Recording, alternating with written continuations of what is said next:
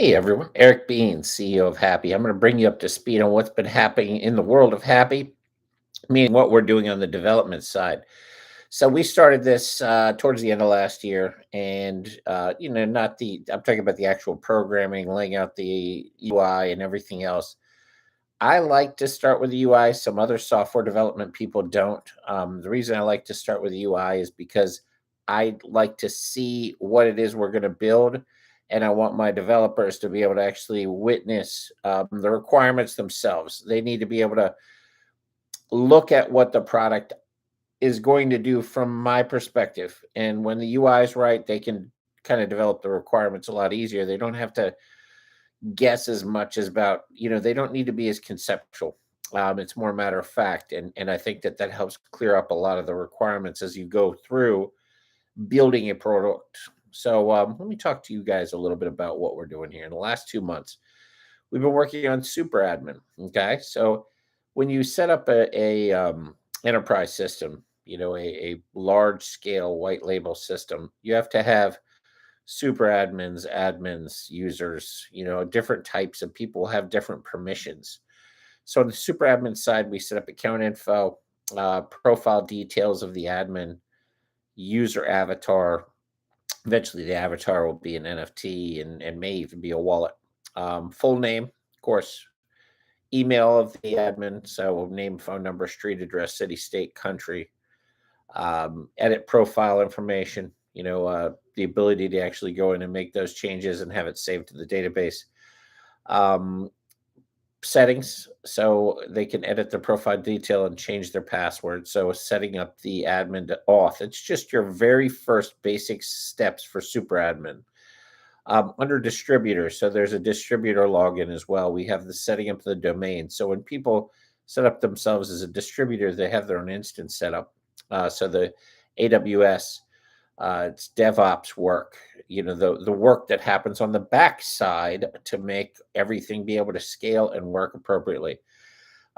We worked in Stripe key testing. So when people sign up for one of these accounts, they'll get a Stripe key.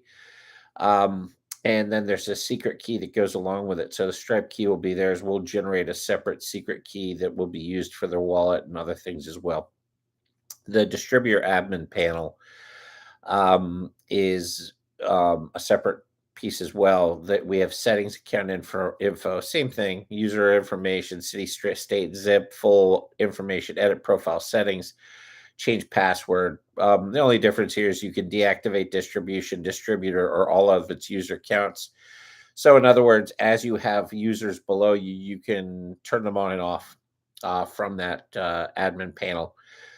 Users can view recently added connections, popular channels, recently uploaded files. So we've already built out the multi-file upload and a lot of the document management piece.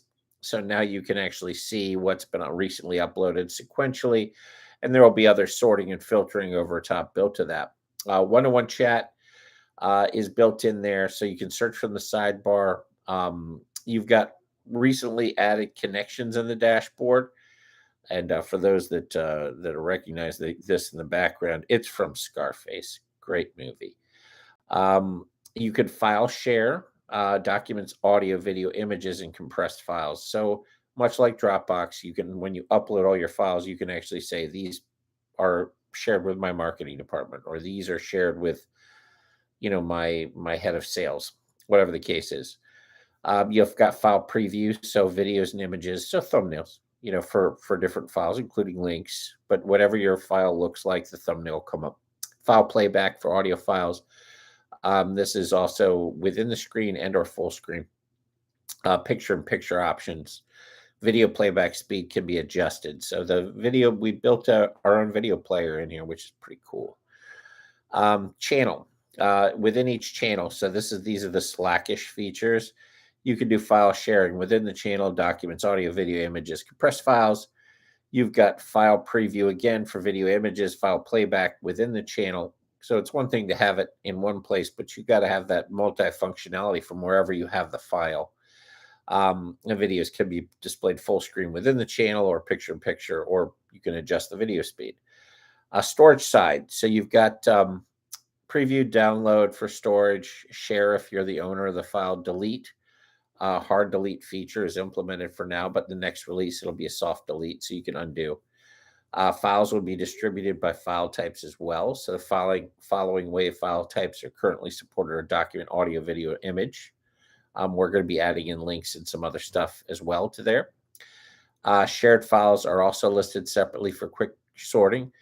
So super search functionality, which is really the core of the product, it has been developed and implemented with advanced filters, but it's going to be showing more in the upcoming. So right now I've got it in the UI design, and I've got some elements of it being pushed up to the active design, but they aren't up yet. So we'll basically, moving forward for this next release at the end of the month, it'll be a lot of super search, super admin, distributor sign up, and going through the details, and kind of adding on. So it'll, just like building a home, you start with the foundation, and that's auth and a lot of your DevOps work if you're planning on scaling, unless you want some app that's going to blow up on you, which a lot of people do. Then they go, holy shit, we have customers. Now what?